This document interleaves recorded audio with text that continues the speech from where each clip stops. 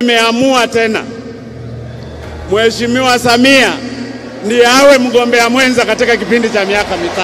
Mimi nataka nimalize mitano yangu hii mpaka 25 nikiwa nimeifanyia kitu Tanzania. Michango, sitaki kusikia mwananchi yoyote mahali popote akilalamika kwamba mtoto wake amerudishwa shule kwa sababu ya michango.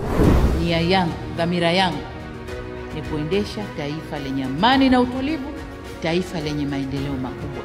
Hakika uwezo wake ulionekana na hayati Dr. John Pombe Joseph Magufuli. Ndipo kwa furaha, bashasha na mapenzi ya dhati juu ya nchi yake pamoja na uwajibikaji wake na kazi zake za kuvutia, alipoamua kumchagua kuwa mgombea mwenza ili kuwa msaidizi wake katika kuongoza nchi. Je, huyu ni nani? Sikujua vizuri uchapakazi wake wakati ule.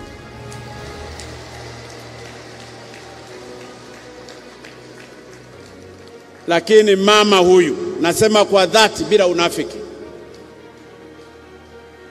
ni mchapakazi, ana heshima, kila nikimtuma anaenda, lakini hata sura yake nzuri. Unajua sisi Wasukuma tunapenda weupe. Unapokuja msaidizi wako ni mweupe, hata kama ulikuwa na stress kwa ofisini inapotea. Bila shaka umeshamfahamu, ni Daktari Samia Suluhu Hassan. Kwa sasa ni rais wa awamu ya 6 anayeshikilia nafasi hiyo baada ya kifo cha Dr. John Pombe Joseph Magufuli. Na kwa sasa Dr. Samia anashikilia wadhifa wa urais kwa kipindi kilichosalia cha muhula wa kwanza, huku akiwa anajiandaa kuomba ridhaa kwa wananchi kuwatumikia tena kwa muhula wa pili kwa mujibu wa katiba ya Tanzania. Na mimi nataka nimalize mitano yangu hii mpaka 25 nikiwa nimeifanyia kitu Tanzania. Nimeiletea maendeleo ya maana Tanzania. Sitaweza kufanya hivyo kama hakuna utulivu ndani ya nchi. Tanzania ni yetu wala sio yangu. Twendeni tukafanye shughuli zetu za kisiasa kwa amani na utulivu, tujenge nchi yetu. Dr. Samia Suluhu Hassan ameweka rekodi ya kuwa mwanamke wa kwanza kushika wadhifa huo wa juu nchini Tanzania. Pia amekuwa rais wa pili wa Tanzania kutokea Zanzibar, ambapo wa kwanza alikuwa hayati Ali Hassan Mwinyi aliyeongoza taifa hilo kwa miaka 10 kutoka mwaka 1988 hadi mwaka 1995. Rais Samia ni nani? Na ni kwa nini kawa rais wa kwanza mwanamke shupavu na jasiri kwa Tanzania? Nia yangu, dhamira yangu ni kuendesha taifa lenye amani na utulivu, taifa lenye maendeleo makubwa.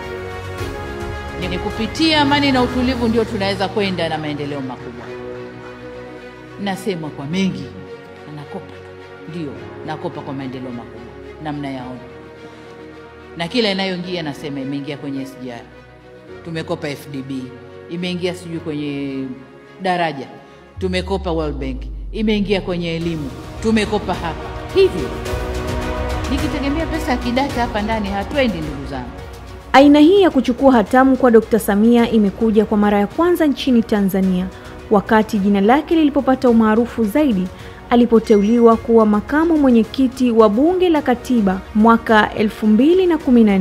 Ndani ya miaka 4 ya uongozi wa Dr. Samia tumeshuhudia maboresho makubwa ikiwemo kutatua kero za muungano, kuboresha sekta ya elimu, afya, miundombinu ya barabara pamoja na kuboresha miradi ya maji safi na salama mjini na vijijini kwa lengo la kumtoa mama ndoo kichwani.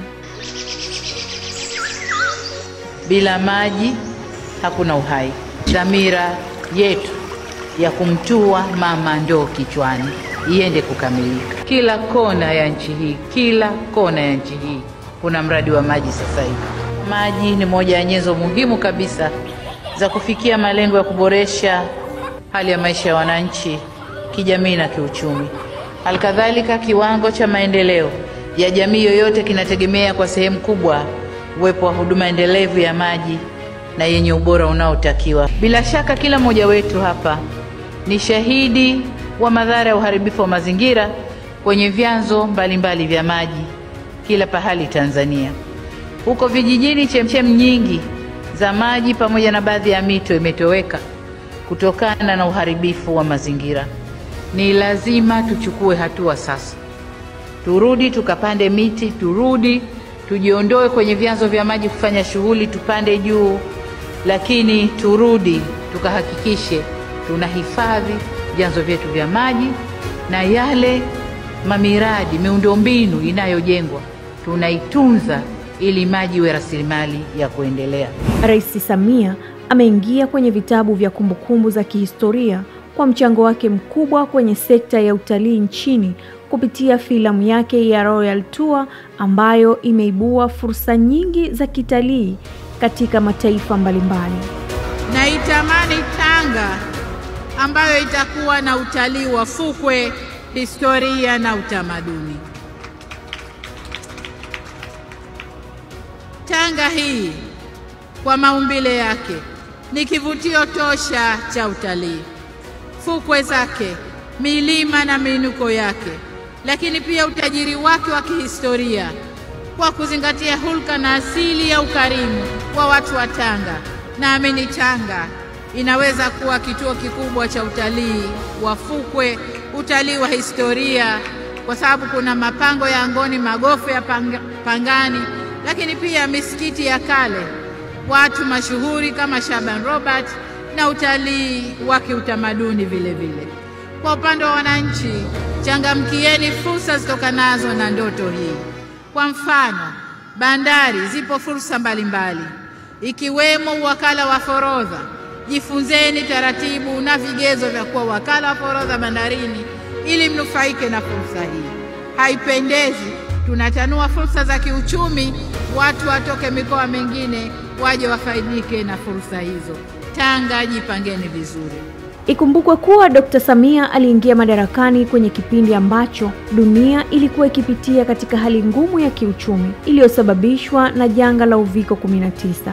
Wakati anateuliwa kuwa kiongozi nchini, sekta ya utalii ilikuwa ni miongoni mwa sekta zilizokuwa katika hali mbaya zaidi kutokana na ufinyu wa wageni waliokuwa wakiingia nchini, hali iliyopelekea upotevu wa ajira kwa vijana wa Tanzania na kushuka kwa mchango wa sekta ya utalii katika pato la taifa. Mimi Samia Suluhu Hassan naapa kwamba nitatenda kazi zangu za urais wa Jamhuri ya Muungano wa Tanzania kwa uaminifu na kutimiza wajibu wa kazi hizo kwa bidii na moyo mkunjufu, na kwamba nitawatendea haki watu wote kwa mujibu wa sheria, mila na desturi za Jamhuri ya Muungano wa Tanzania bila woga, upendeleo, huba wala chuki.